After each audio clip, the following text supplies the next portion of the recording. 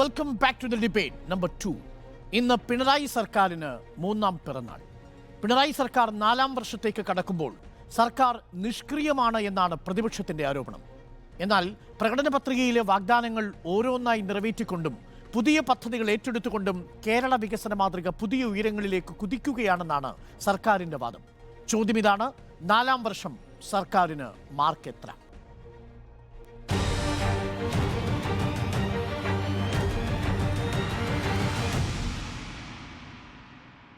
സർക്കാരിനെ പ്രതിനിധീകരിച്ച് ഭരണപക്ഷത്തു നിന്നും ഭരണകക്ഷിയിലെ അഡ്വക്കേറ്റ് കെ അനിൽകുമാർ, പ്രതിപക്ഷ കക്ഷിയിൽ നിന്നും അനിൽ ബോസ് കോൺഗ്രസിൽ നിന്നും നമുക്കൊപ്പം ചർച്ചയിൽ ചേരുന്നു. ആദ്യം അഡ്വക്കേറ്റ് കെ അനിൽകുമാറിന് സർക്കാരിന് പിറന്നാൾ ആശംസകൾ ഞാൻ നേർന്നിട്ടുണ്ട്. ശ്രീ അഡ്വക്കേറ്റ് അനിൽകുമാർ, ഇന്ന് മുഖ്യമന്ത്രി പിണറായി വിജയൻ്റെ ഫേസ്ബുക്ക് പോസ്റ്റ് ഞാൻ വായിക്കുകയായിരുന്നു. അതിൽ പ്രധാനമായും കുറേ കാര്യങ്ങൾ വിശദീകരിക്കുന്നുണ്ട്. അതിലേറ്റവും പ്രധാനപ്പെട്ട ഒരു ഭാഗം ഇതാണ്: സാമൂഹ്യക്ഷേമവും സാമ്പത്തിക വികസനവും ഒരേ പ്രാധാന്യത്തോടു കൂടി നടപ്പാക്കുന്ന നമ്മുടെ നാടിനെ ദേശീയ തലത്തിൽ നിരവധി അംഗീകാരങ്ങൾ തേടിയെത്തി. ശരിയാണ്, അഭിനന്ദനങ്ങൾ. കൊച്ചി വാട്ടർ മെട്രോ പ്രവർത്തനം ആരംഭിച്ചു. അതും മികച്ച ഒരു സംരംഭമാണ്. ഞങ്ങളടക്കം വിശാലമായ ഒരു റിപ്പോർട്ട് അതിൽ കൊടുക്കുകയും ചെയ്തു. ദേശീയപാത വികസനം ദ്രുതഗതിയിൽ മുന്നേറുന്നു. അത് കേന്ദ്ര പദ്ധതിയാണെങ്കിലും ഈ സർക്കാരിൻ്റെ കാലത്ത് അത് ഏറ്റെടുത്ത് നടപ്പിലാക്കുന്നു. സംരംഭക വർഷം ഉൾപ്പെടെയുള്ള പദ്ധതികളുടെ വ്യവസായ മേഖല വിപുലമാവുന്നു. സ്റ്റാർട്ടപ്പിന്റെ കാര്യത്തിലും കേരളത്തിന് മികച്ച റെക്കോർഡുണ്ട്. IT-യിൽ വൻകിട കമ്പനികൾ നിക്ഷേപങ്ങൾ നടത്തുന്നു. തൊഴിലുറപ്പ് പദ്ധതിയും മികച്ചതാണ്. സാമൂഹ്യ സുരക്ഷാ പെൻഷനുകൾ 5 മാസം കഴിഞ്ഞ് 6 മാസം കുടിശ്ശികയായി. കാരുണ്യ ഇൻഷുറൻസ് സ്വകാര്യ ആശുപത്രികളിൽ കുടിശ്ശികയായി. വിദ്യാഭ്യാസത്തിൻ്റെ കാര്യത്തിൽ പൊതുവിദ്യാഭ്യാസ ഡയറക്ടർ തന്നെ 10ാം ക്ലാസ്സിലെ നിലവാരത്തെ സാക്ഷ്യപ്പെടുത്തുന്നു. ആശുപത്രികളുടെ ഗുണനിലവാരം: കൈവിരലിന് ശസ്ത്രക്രിയ ചെയ്യാൻ വന്ന് നാവിന് ശസ്ത്രക്രിയ ചെയ്ത് പോവുകയും കയ്യിൽ കമ്പി മാറിയിടുകയും ചെയ്യുന്ന അവസ്ഥയുണ്ടാവുന്നു. ഹർഷിനിയും അതിജീവിതയും നമ്മുടെ മുന്നിൽ നിൽക്കുന്നു. അപ്പോൾ ഒരു മിക്സഡാണ്, സമ്മിശ്രമാണ് സർക്കാരിൻ്റെ പെർഫോമൻസ് എന്നുള്ളതാണ് പൊതുവെയുള്ളൊരു വിലയിരുത്തൽ. അതേതെങ്കിലും തരത്തിൽ സർക്കാരിന് അഭിമാനിക്കാൻ പറ്റുന്നത് എന്തെങ്കിലും ഈ 3 വർഷത്തെ ഭരണത്തിലുണ്ടോ എന്ന ചോദ്യം പ്രസക്തമാകുന്നത് അവിടെയാണ്. പ്രതിപക്ഷത്തിൻ്റെ ആരോപണം ശ്രദ്ധേയമാകുന്നതും അവിടെയാണ്. എത്ര മാർക്ക് കൊടുക്കുന്നു അഡ്വക്കേറ്റ് കെ അനിൽകുമാർ നിങ്ങളുടെ സർക്കാരിന്?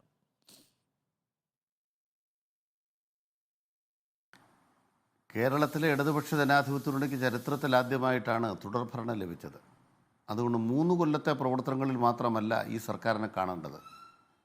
കഴിഞ്ഞ 8 കൊല്ലമായി തുടരുന്ന പിണറായി സർക്കാരിൽ 1ാം ഘട്ടം ആദ്യത്തെ 5 കൊല്ലം, 2ാം ഘട്ടം ബാക്കിയുള്ള ഒരു 3 കൊല്ലക്കാലം. ഇതിൽ ആദ്യത്തെ 5 കൊല്ലക്കാലത്തിനിടയ്ക്ക് 2 മഹാപ്രളയങ്ങളും കോവിഡും നിപ്പയും അടക്കമുള്ള മഹാമാരികളും നമ്മളെ വേട്ടയാടി. കേരളത്തിൽ പറയുന്നത് വല്ലാതെ തകർന്നു പോയി, പകച്ചുപോയ നാളുകളിലാണ് 1ാം പിണറായി സർക്കാർ അതിൻ്റെ തെരഞ്ഞെടുപ്പ് പ്രകടന പത്രികയിലെ 600 വാഗ്ദാനങ്ങളിൽ 580 എണ്ണം നടപ്പാക്കിയത്. ഇപ്പോഴും നമുക്ക് ഈ മന്ത്രിസഭയുടെ 1ാം വാർഷികത്തിലും 2ാം വാർഷികത്തിലും പ്രോഗ്രസ് കാർഡുകൾ ഇറക്കിയിട്ടുണ്ട്. തെരഞ്ഞെടുപ്പിൻ്റെ ഇപ്പോഴത്തെ പെരുമാറ്റച്ചട്ടങ്ങളുടെ കാലാവധി അവസാനിച്ചു കഴിഞ്ഞാൽ 3ാമത്തെ പ്രോഗ്രസ് കാർഡ് നമ്മുടെ മുന്നിൽ വരും. ആർക്കും ചലഞ്ച് ചെയ്യാം. 2ാമത്തെ പ്രധാനപ്പെട്ട കാര്യം അഴിമതിയില്ലാത്ത സർക്കാരാണ്. ഈ സർക്കാരിനെതിരെ കെട്ടിപ്പൊക്കിയ എല്ലാ അഴിമതി ആരോപണങ്ങളും മുഞ്ഞുകുത്തി വീണു. അഴിമതി ആരോപണങ്ങൾ ഉന്നയിച്ചവർ ഒളിച്ചു പോകേണ്ടി വന്നു. അഴിമതി ആരോപണങ്ങളൊന്നും നിലനിൽക്കുന്നില്ല. അത് സ്വർണ്ണക്കള്ളക്കടത്ത് മുതൽ അവസാനം മാസപ്പടി ആരോപണം വരെ കെട്ടിച്ചമച്ച എല്ലാ കാര്യങ്ങളിലും ഇടതുപക്ഷം അതിൻ്റെ എല്ലാ കരുത്തോടും കൂടി പ്രതിരോധിച്ച് സത്യത്തിൻ്റെ സൂര്യമുഖം തുറന്നു കാട്ടപ്പെട്ടിട്ടുണ്ട്. ഇന്നിപ്പോൾ വളരെ പ്രധാനപ്പെട്ട 2 കോടതി വിധികൾ ബഹുമാനപ്പെട്ട ഹൈക്കോടതിയിൽ നിന്ന് വന്നു. ഒന്ന്, ബഹുമാനപ്പെട്ട അരുൺ ചർച്ച ചെയ്ത് അവസാനിപ്പിച്ച പെരുമ്പാവൂരിലെ കേസാണ്, കേരളത്തിൻ്റെ നിർഭയ. ആ കേസിനകത്ത് നീതിയുടെ വെളിച്ചമെത്തിയ അമ്മയുടെ മനസ്സിൽ നിന്ന് വന്ന വാക്കുകൾ ഞാൻ റിപ്പോർട്ടർ TV-യിൽ കേൾക്കുകയായിരുന്നു. യഥാർത്ഥത്തിൽ എന്താ സംഭവിച്ചത്? ഒരു ചെരുപ്പിൻ്റെ കഷ്ണം കെട്ടിത്തൂക്കിയിട്ട് ഈ ചെരുപ്പിൻ്റെ ഉടമസ്ഥൻ മറ്റേ ചെരുപ്പുമായി വന്ന് കീഴടങ്ങേണ്ടതാണ് എന്ന് എഴുതി വെച്ച ഒരു DGP, അദ്ദേഹം ഇപ്പോൾ ഏത് പാർട്ടിയിലാണെന്ന് എല്ലാവർക്കും അറിയാം. അദ്ദേഹത്തെ പിന്തുണച്ച അന്നത്തെ ആഭ്യന്തരകാര്യമന്ത്രി. അവിടെ നിന്നുമാണ് ഇന്ന് കേരളത്തിലെ എല്ലാ അന്വേഷണങ്ങളിലും മികവ് പുലർത്തുന്നൊരു പോലീസും കുറ്റവാളികളെ പിടിക്കുന്നൊരു നിലപാടും സ്വീകരിച്ചിരിക്കുന്നത്. ബഹുമാനപ്പെട്ട അരുൺ സൂചിപ്പിച്ചതുപോലെ വ്യക്തിപരമായി ചില ഉദ്യോഗസ്ഥന്മാർക്കോ ഡോക്ടർമാർക്കോ വ്യക്തിപരമായി അത്തരം കാര്യങ്ങളിൽ ഇടപെടുന്നവർക്കോ തെറ്റുകൾ പറ്റിയിട്ടില്ല എന്നൊരു അവകാശവാദവും ഒരു സർക്കാരിനും ഉയർത്താനാവില്ല. കാരണം ഇവരെ ആകെ നിയമിക്കുന്നത് എവിടെ നിന്നാണ്? അവർ വൈയക്തികമായി പ്രവർത്തിക്കുമ്പോൾ തെറ്റുകൾ പറ്റും. 2ാമത്തെ പ്രധാനപ്പെട്ട കാര്യം, കേരള ചരിത്രത്തിൽ ഇന്നേ വരെ ഇല്ലാത്ത കുതിപ്പ് നേടിയ ഒരു കാര്യം എന്താണ്? ബഹുമാനപ്പെട്ട അരുൺ സൂചിപ്പിച്ചപ്പോൾ ദേശീയപാത പറഞ്ഞു. ആ ദേശീയപാതയ്ക്ക് 5180 കോടി രൂപ കൊടുത്തത് കിഫ്ബിയാണ്. ആ കിഫ്ബിയിൽ നിന്നും 82,000 കോടി രൂപയുടെ പദ്ധതികളാണ് ഓൺ ഗോയിങ്. അതിലൊരു 22,000 കോടി രൂപയുടെ ചെലവുകൾ നിർവഹിക്കപ്പെട്ട് കഴിഞ്ഞിരിക്കുന്നു. അതിൽ നിന്ന് കേരളത്തിൻ്റെ ഹൈക്കോടതിയുടെ ഒരു വിധി വന്നിരിക്കുന്നു. കിഫ്ബി കേരളത്തിൻ്റെ മാസ്റ്റർ പ്രൊജക്റ്റ് ആണെങ്കിൽ അതിനെ വെട്ടാൻ കേരളത്തിലെ കോൺഗ്രസും BJPയും കൂടെ ഉപയോഗിച്ച ദുരാരോപണങ്ങളിൽ തോമസ് ഐസക് എന്ന് പറയുന്നൊരു ധനകാര്യമന്ത്രി പോരാട്ടം നടത്തിയെന്ന് മാത്രമല്ല, EDക്ക് മുന്നിൽ ഹാജരാകാൻ സൗകര്യപ്പെടില്ല എന്ന തോമസ് ഐസക്കിൻ്റെ നിലപാടിൻ്റെ അടിയിൽ ബഹുമാനപ്പെട്ട കേരള ഹൈക്കോടതി ഒപ്പുവെച്ചെങ്കിൽ ഈ കേരളം അഴിമതി വിമുക്തമായ ഒരു സംസ്ഥാനമാണ്, ഭരണ സംവിധാനം എന്നുള്ളൊരു തെളിവാണ്. മന്ത്രിമാർ നിർഭയമായി പ്രവർത്തിക്കുന്നതിന് തെളിവാണ്. സിംഗിൾ ബെഞ്ച് പരിഗണിക്കുന്നത് കൊണ്ട് വിധി പറയുന്നില്ല, അതിലിടപെടാൻ ഇന്ന് ഹൈക്കോടതി അവിടെ തെറ്റുപറ്റി. ആ കേസ് അവിടെ നിൽക്കുന്നുണ്ട്. അവിടല്ല അപ്പീലിൽ ഞങ്ങൾ ഇടപെടാത്തതിന് കാരണം എന്താണ്? സിംഗിൾ ബെഞ്ച് ഒരു നിലപാടെടുത്തു. എന്താണ് സിംഗിൾ ബെഞ്ച് നിലപാട്? നിങ്ങൾക്ക് ഏത് വിവരം അറിയേണ്ടത്? ആ വിവരങ്ങൾ തോമസ് ഐസക്കിന്റെ കയ്യിലെ സ്വകാര്യ വിവരമല്ല. ആ വിവരങ്ങൾ കിബിയുടെ പക്കലുള്ള വിവരമാണ്. ആ വിവരങ്ങൾ മുഴുവൻ കൈപ്പറ്റി കഴിഞ്ഞു, RBI ചെയ്ത് കൊടുത്തു കഴിഞ്ഞു. സ്വാഭാവികമായും നമ്മൾ തലകുനിക്കുന്നില്ല. ഒരു അവകാശവാദമായിട്ടാണ് ഉന്നയിക്കുന്നത്. ഇനി മൂന്നാമത്തെ കാര്യം, ബഹുമാനപ്പെട്ട അരുൺ പറഞ്ഞ പോരായ്മകൾ. ഒരു വാക്കൂടെ പറഞ്ഞാൽ അവസാനിപ്പിക്കാം. ഒറ്റ വാക്ക്. ബഹുമാനപ്പെട്ട അരുൺ പറഞ്ഞ പോരായ്മകൾ മാത്രമേ ഉള്ളൂ. അല്ല, കൊടുത്തോളൂ. എനിക്ക് ഈ റീച്ച് മതി. എനിക്കൊരു വാക്കൂടെ പറഞ്ഞാൽ അവസാനിപ്പിക്കാം. ബഹുമാനപ്പെട്ട അരുൺ പറഞ്ഞ ആവലാതികൾ സത്യമാണ്. ഇവിടെ പെൻഷൻ 5 മാസക്കാലം കുടിശ്ശികയുണ്ട്. ഇന്ന് ഞാൻ ബഹുമാനപ്പെട്ട അരുണിനോട് പറയുന്നു, കേരളത്തിലെ സർക്കാരിന് ഒരു 3000 കോടി രൂപ ഒരു മാസം വായ്പ എടുക്കാൻ അവകാശമില്ലേ? കേന്ദ്ര സർക്കാർ ഈ കഴിഞ്ഞ ഏപ്രിൽ മാസത്തിലെടുത്ത വായ്പ എത്രയാണ്? 1,40,000 കോടി. ഈ ഓൺ ഗോയിങ്ങിൽ 1 ലക്ഷത്തിലേറെ കോടി രൂപ വായ്പ എടുത്തു കഴിഞ്ഞു. നമുക്കൊരു 3000 കോടി രൂപ വായ്പ എടുക്കാൻ കേന്ദ്രം സമ്മതിക്കുന്നില്ല. ഈ മെയ് 31 മുമ്പ് എത്ര കോടി രൂപ വായ്പ എടുക്കാം അടുത്ത 9 മാസത്തിനിടയിൽ എന്താ ഉത്തരവ് കേന്ദ്രം തന്നിട്ടില്ല. മുന്നോട്ട് പോകാൻ അനുവദിക്കാത്ത വിധം ഈ വാദം പക്ഷേ സുപ്രീം കോടതി പരിഗണിച്ചിട്ടില്ല. അഡ്വക്കേറ്റ് അനിൽകുമാർ, ഒരു ഭാഗത്ത് ഹൈക്കോടതി സർക്കാരിന് അനുകൂലമായി പറയുമ്പോൾ മറുഭാഗത്ത് സുപ്രീം കോടതി ഈ വാദം അംഗീകരിച്ചിട്ടില്ല. അതിൽ തെറ്റുപറ്റി. അല്ല, ഞാൻ അങ്ങേലേക്ക് വരാം. ശരി, ആയിക്കോട്ടെ. ഞാൻ മറുപടി രണ്ടാമത്തെ ഘട്ടത്തിൽ അങ്ങ് നൽകിക്കോളൂ. എനിക്ക് അനിൽ ബോസിനെ കൂടി ചർച്ചയിലേക്ക് അഡ്വക്കേറ്റ് അനിൽകുമാർ, ഞാൻ വരാം അങ്ങയിലേക്ക് വരാം. അനിൽ ബോസ് നമുക്കൊപ്പം ചേരുന്നുണ്ട്. അനിൽ ബോസ്, സർക്കാരിന് എത്ര മാർക്ക് കൊടുക്കുമെന്ന ചോദ്യത്തിന് പ്രോഗ്രസ് കാർഡിലുള്ള ആത്മവിശ്വാസം അഡ്വക്കേറ്റ് അനിൽകുമാർ പ്രദർശിപ്പിക്കുന്നതിനോടൊപ്പം അഴിമതി വിരുദ്ധമായ ഒരു സർക്കാരുണ്ടെന്ന് അഭിമാനപൂർവ്വം പറയുകയും ഇന്നത്തെ 2 പ്രധാനപ്പെട്ട കോടതി വിധികൾ പോലും ഏറ്റവും ഒടുവിൽ ഈ സർക്കാരിന്റെ തൂവലുകളായി മാറുകയും ചെയ്യുന്നുവെന്നാണ്. അനിൽ ബോസ്, എത്ര മാർക്ക് സർക്കാരിന്? സർക്കാരിന് മാർക്ക് കൊടുക്കണമല്ലോ. ഏറ്റവും ഗംഭീരമായി മാർക്ക് കൊടുക്കാൻ കഴിയുന്ന ഏറ്റവും അവസാനത്തെ ഉദാഹരണം നമ്മുടെ മുൻപിൽ നിൽക്കുകയല്ലേ. കയ്യിലിരുന്ന് ബോംബ് പൊട്ടി അനധികൃത ബോംബ് നിർമ്മാണം നടത്തി ആക്രമണത്തിന് വേണ്ടി, കൊലപാതകത്തിന് വേണ്ടി കരുതിക്കൂട്ടി നടപടികൾ സ്വീകരിച്ച ആളുകളെ രക്തസാക്ഷികളാക്കി അവർക്ക് രക്തസാക്ഷി മണ്ഡപം പണിയുന്ന ഒരു സർക്കാർ. പാർട്ടി ചെയ്യുന്നതല്ലേ അനിൽ ബോസ്? അല്ല,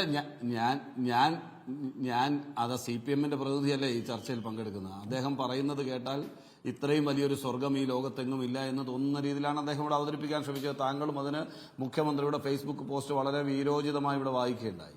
അത് കേട്ട എനിക്ക് തോന്നിയത് ഞാൻ കേരളത്തിൽ തന്നെയാണോ താമസിക്കുന്നത് അതോ ഞാൻ ഇന്തോനേഷ്യയിലെങ്ങാനും പോയിരിക്കുകയാണെന്ന് എനിക്ക് തോന്നിയത്. മനസ്സിലായില്ലേ? ഇവിടെ പാവപ്പെട്ട ആളുകളോട് ഒരു തെരഞ്ഞെടുപ്പ് പ്രകടന പത്രികയിലും ഇവരുടെ പാർട്ടിയുടെ മുഖപത്രമായ സർക്കാരിന്റെ തന്നെ മുഖപത്രമെന്ന് വിശേഷിപ്പിക്കാവുന്ന ദേശാഭിമാനിയിലും അദ്ദേഹം പറഞ്ഞല്ലോ 2ാം ഘട്ടമല്ല 8 വർഷം വിലയിരുത്തണമെന്ന്. 8 വർഷത്തിൽ ആദ്യത്തെ വർഷം പറഞ്ഞത് 5 വർഷത്തിൽ ഒരിക്കൽ പോലും വില കൂടില്ല. ഈ സർക്കാർ അധികാരത്തിൽ വന്നാൽ നിത്യോപയോഗ സാധനങ്ങൾക്ക് വില കൂടില്ല എന്ന ഏറ്റവും പ്രധാനപ്പെട്ട വാഗ്ദാനം അവരുടെ പാർട്ടി മുഖപത്രത്തിൽ അച്ചടിച്ച് പ്രസിദ്ധീകരിച്ച് പ്രചരണം നടത്തി ഗവൺമെന്റ് അധികാരത്തിൽ വന്ന് 8 വർഷം പിന്നിടുമ്പോൾ ആ വാക്ക്, ആ ഒറ്റ കാര്യം ഞാൻ ചോദിക്കുകയാണ്, അതിലെത്രത്തോളം കാരണം അത് ദേശാഭിമാനിയിൽ എഴുതിയതും ഈ സർക്കാർ വാഗ്ദാനമായി നൽകിയതും 2016 അത് സർക്കാർ അധികാരത്തിൽ വരുമ്പോഴാണ്. ആ 5 വർഷം ഒരു സാധനത്തിന്റെയും വില നമ്മളുടെ മാവേലി സ്റ്റോറികളിൽ കൂടിയിട്ടില്ല. അല്ലല്ല, അത് തെറ്റായ വ്യാഖ്യാനമാണ്. അത് ശരിയല്ല. അവർക്ക് 2ാമത്തെ ഗവൺമെന്റിന് തുടർച്ചയുണ്ടായെങ്കിൽ ഇവർ പറയണം ഇന്ത്യയിൽ ഭരിക്കുന്ന BJP ഗവൺമെന്റിന് ഭരണ തുടർച്ചയുണ്ടായത് അവരുടെ ജനകീയമായ, ജനക്ഷേമകരമായ, വികസനോന്മുഖമായ പ്രവർത്തനം കൊണ്ടാണെന്ന് അഭിപ്രായം ഉണ്ടെന്ന് അനിൽകുമാർ പറഞ്ഞാൽ മതി. എനിക്ക് യാതൊരു പ്രശ്നവുമില്ല. അനിൽകുമാർ പറഞ്ഞാൽ മതി ഇന്ത്യയിൽ ഭരിക്കുന്ന ഗവൺമെന്റ്, ഇന്ത്യയുടെ പ്രധാനമന്ത്രി, ആ പ്രധാനമന്ത്രിയും ആ ഗവൺമെന്റും ഈ രാജ്യത്ത് ചെയ്തിട്ടുള്ള ക്ഷേമ പ്രവർത്തനങ്ങളുടെ ജനങ്ങളുടെ പിന്തുണയാണ് അവരുടെ 2ാമത്തെ ഗവൺമെന്റ് എന്ന് അദ്ദേഹത്തിന് അഭിപ്രായം ഉണ്ടെങ്കിൽ പിന്നെ ഞാനൊന്നും തർക്കിക്കാനില്ല. അത് അദ്ദേഹം പറഞ്ഞാൽ മതി. അപ്പൊ അവിടെ അങ്ങനല്ല. ഇവിടെ നിത്യോപയോഗ സാധനങ്ങളുടെ വിലക്കയറ്റം ഉണ്ടാവില്ല, വില കൂടാൻ അനുവദിക്കില്ല എന്ന് പറഞ്ഞുകൊണ്ട് അധികാരത്തിൽ വന്ന സ്ഥലത്ത് ഉപ്പ് തൊട്ട് കർപ്പൂരം വരെയുള്ള സാധനങ്ങളുടെ വില കൂടിയിരിക്കുന്നു. ആ വില നിയന്ത്രിക്കാൻ സർക്കാർ ഇടപെട്ടിട്ടില്ല. സാധാരണക്കാരനെ സഹായിക്കാൻ കഴിയുന്ന സബ്സിഡി ഇനത്തിൽ ആഹാരം കിട്ടേണ്ട അല്ലെങ്കിൽ ഉൽപ്പന്നങ്ങൾ കിട്ടേണ്ട സ്ഥലത്ത് ആ സപ്ലൈകോയിൽ സാധനമില്ലാതെ ആളുകൾ നോക്കുകുത്തിയായി നിൽക്കുന്ന ഓഫീസിന് മുന്നിൽ വായും പൊളിച്ചു നിൽക്കുന്നത് നാട് കാണുകയാണ്. എന്നിട്ട് പറയാണ് ഈ നാട് സ്വർഗ സവിശേഷ സാഹചര്യം ഉണ്ടാക്കി എന്ന് പറഞ്ഞാൽ നമുക്ക് എങ്ങനെയാണ് അംഗീകരിക്കാൻ കഴിയുക? ഇവിടെ ഇപ്പൊ ദേശീയപാതയെക്കുറിച്ച് പറഞ്ഞു. എന്തുകൊണ്ടാണ് ഞാൻ പറയുന്നത്, നമ്മളൊരു ഡിബേറ്റ് ചെയ്യുമ്പോൾ ദേശീയപാത പുതിയൊരു സംഭവമല്ലല്ലോ. ദേശീയപാത വികസന അതോറിറ്റി ഉണ്ടാക്കിയ പ്രധാനമന്ത്രിയുടെ പേര് രാജീവ് ഗാന്ധി എന്നാണ്. ഈ രാജ്യത്തുടനീളം പിന്നെ സ്ഥലത്തിന് കൺസെന്റ് കിട്ടാനുണ്ടെങ്കിൽ ആ കിട്ടാൻ കഴിയുന്ന സ്ഥലങ്ങളിൽ മുഴുവൻ റോഡ് കൊടുക്കാൻ കഴിയുന്ന ദേശീയ ഉപരിതല ഗതാഗത വകുപ്പിന്റെ സൃഷ്ടി എന്ന് പറയുന്ന രാജീവ് ഗാന്ധി എന്ന് പറയുന്ന പ്രധാനമന്ത്രിയാണ്. ഇവിടെ കേരളത്തിൽ സ്ഥലം നമ്മൾ ഉദ്ദേശിക്കുന്നത് പോലെ കിട്ടാനില്ലാത്തതുകൊണ്ടും കുറഞ്ഞ സ്ഥലം മാത്രമുള്ള ആളുകളുടെ സ്ഥലം വിട്ടുകൊടുക്കേണ്ടി വരുമ്പോൾ അവർക്ക് അർഹതപ്പെട്ട നഷ്ടപരിഹാരം കിട്ടാത്തത് കൊണ്ടും ഇവരടക്കം CPM അടക്കം നടത്തിയിട്ടുള്ള നിരവധി സമരങ്ങളുടെ അടിസ്ഥാനത്തിലുമാണ് കേരളത്തിൽ ദേശീയപാതാ വികസനം വൈകിട്ടുള്ളത്. എന്നാൽ രണ്ടാം UPA ഗവൺമെന്റ്, ഡോക്ടർ മൻമോഹൻ സിംഗിന്റെ നേതൃത്വത്തിലുള്ള ഗവൺമെന്റ് വസ്തു വിട്ടുകൊടുക്കുന്ന ആളുകൾക്ക് അർഹതപ്പെട്ട കോമ്പൻസേഷൻ, അത് സെന്റ് കണക്കിൽ, 6 കണക്കിലല്ല, സെന്റ് കണക്കിന് അവൻ അർഹതപ്പെട്ട കോമ്പൻസേഷൻ കൊടുക്കാൻ തീരുമാനിച്ചു. ആ തീരുമാനത്തിന്റെ പരിണതഫലമാണ് ഈ നടക്കുന്ന ദേശീയപാതാ വികസനം. മനസ്സിലായില്ലേ? അത് കേരളത്തിന് മാത്രം പ്രത്യേകതയല്ല. നമുക്ക് ഈ ചർച്ച മുന്നോട്ട് കൊണ്ടുപോകണം, പക്ഷേ സമയത്തിന് പരിമിതിയുണ്ട്. അനിൽ ബോസ് സൂചിപ്പിച്ച 2 പ്രധാനപ്പെട്ട കാര്യങ്ങൾക്ക് മറുപടി അഡ്വക്കേറ്റ് കെ അനിൽകുമാർ. ഒന്ന്, ദേശീയപാത അതോറിറ്റി കേരളത്തിൽ നിന്ന് ആഫീസും അടച്ചുപൂട്ടി വിട്ടുപോയി ഉമ്മൻചാണ്ടിയുടെ കാലത്ത്. അത് കഴിഞ്ഞ് പിണറായി വിജയൻ അധികാരത്തിൽ വന്നപ്പോൾ കേന്ദ്ര സർക്കാർ പറഞ്ഞത് ആ ഗെയിൽ പൈപ്പിലൊന്നും നടപ്പാക്കി തരണം. കെ സുരേന്ദ്രൻ പറഞ്ഞത് അത് 2 നടപ്പാക്കി തന്നാൽ തൻ്റെ ഇടം ഉണ്ടെന്ന് പറയാമെന്നാണ് പറഞ്ഞത്. ആ സുരേന്ദ്രൻ ഇപ്പോൾ കാണുന്നില്ല. പിന്നെ കേരളത്തിന് ഈ 8 കൊല്ലക്കാലത്തിടയ്ക്ക് കേന്ദ്ര സർക്കാരിൻ്റെ അംഗീകാരങ്ങൾ വർദ്ധിച്ചതല്ലാതെ പോയിട്ടുണ്ടോ, കുറഞ്ഞിട്ടുണ്ടോ? ഏതെങ്കിലും ഒരു മേഖലയിൽ കേന്ദ്ര സർക്കാർ ഉമ്മൻചാണ്ടി സർക്കാരിനേക്കാൾ കേരളത്തിൻ്റെ ഗ്രേഡ് താഴ്ത്തിയിട്ടുണ്ടോ? കേരളം 1ാം സ്ഥാനത്താണ് ദാരിദ്ര്യ വിമോചനത്തിൻ്റെ കാര്യത്തിൽ, മറ്റ് മേഖലകളിൽ വീടുകൾ കൊടുത്ത കാര്യത്തിൽ.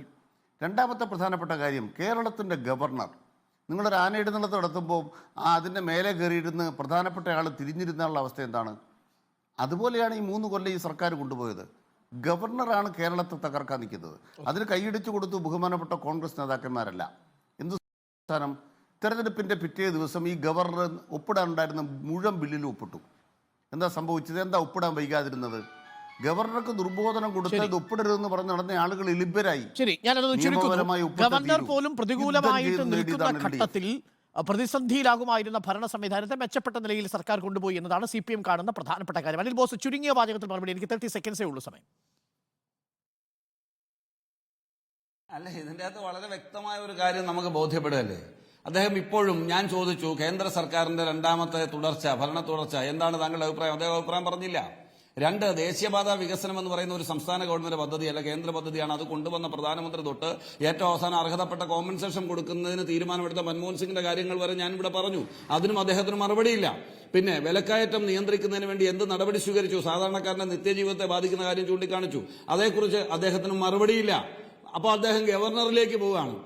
ഞാൻ ചോദിക്കട്ടെ, ഈ 10 സെക്കൻഡ്സ് കൊണ്ട് മറുപടി പറയണം. ഈ പറഞ്ഞ ആരോപണങ്ങൾക്ക് പോകാൻ കഴിയില്ല, കാരണം സമയത്തിന്റെ പരിമിതി ഉള്ളതുകൊണ്ടാണ്. അനിൽകുമാർ 10 സെക്കൻഡ്സ് കൊണ്ട് 3-4 വാക്യം പറയാൻ പറ്റൂ. ഇന്ത്യ രാജ്യത്ത് പണപ്പെരുപ്പവും വിലക്കയറ്റവും ഏറ്റവും കുറവ് കേരളത്തിലാണ്. ആ റിപ്പോർട്ട് ഞാൻ അങ്ങോട്ട് തരട്ടെ?